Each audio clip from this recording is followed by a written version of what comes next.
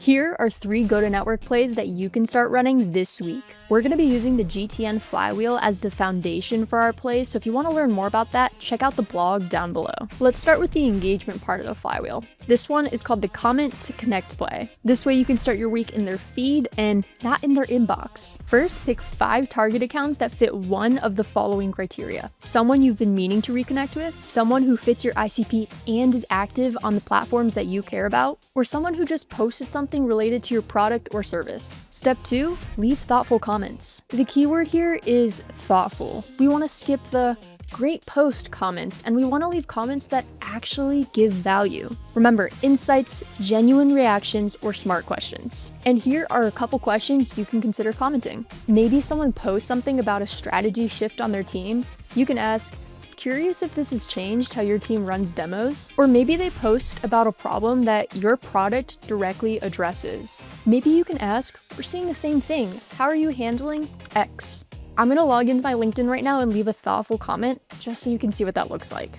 All right, I'm commenting on Adamola's post about how he once had his largest revenue month ever before, but it didn't really matter because it meant that he couldn't be fully present on a trip he was going on. So I'm commenting, all the money in the world can't pay for being in the moment. Proud of you for taking on what feels right these days.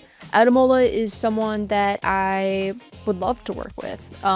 We do the same type of work, and so it'd be cool to collaborate. Comment, relationship warmed up.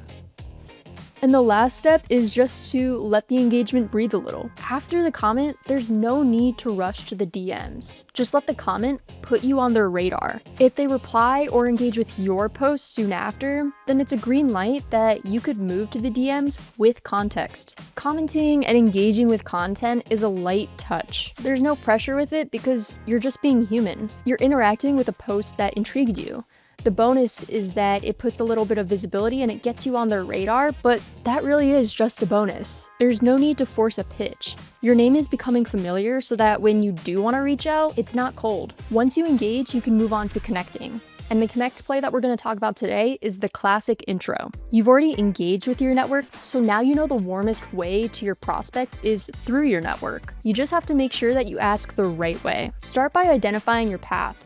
Who knows your prospect that you want to speak to? Then craft your message to the connector. Be very clear about who you want to meet and why you want to meet them, because vagueness kills momentum. Notice the difference between these 2 examples. The bad example, anyone I can talk to. The good example, do you know Sam at Acme? She's been exploring ways to improve onboarding, and I really think we could help her. The second example takes all of the thinking and the guesswork off of the connector, which leads us to step 2 of making the ask easy. Send a short, forwardable blurb that your connector can just copy and paste. In your message to them, you could add a line like, would you be open to connecting us? Happy to add a short blurb that you can forward to them. The blurb should explain why you want the intro and how you can add value. And the value shouldn't just be in your product, you should be adding value to your prospect before a check is ever handed over to you. So maybe your company has actually done some research on a topic that is of interest to your prospect.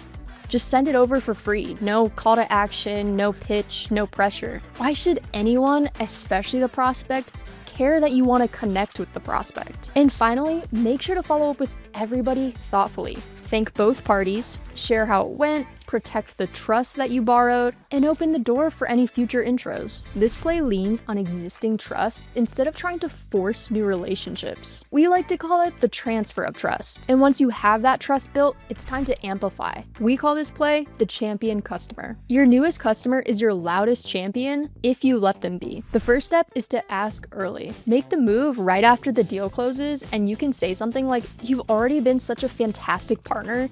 Do you know anybody that this solution might also benefit? And honestly, maybe they need a few months of actually using your product to see real value before recommending someone. You should be checking in with your customers a few months later anyways, just to see how they're getting on. Don't forget to make it natural. Frame it like a soft favor and not a formal introduction or referral request. If they agree, write a short message that they can easily forward to their peers. And just like in the connect stage, keep the loop alive. Thank them, update them, show them it mattered, You'll often get more referrals in return just because they like staying in the loop. You're catching people at their most excited moment when they just spent money on a new product, and you're channeling that momentum into warm conversations. You don't need the latest and greatest AI software to start going to network. You just need intention, clarity, and a reason to show up. If you want more plays like this, check out GTN University in the description below, packed with tactical, no-fluff strategies to help you sell through trust.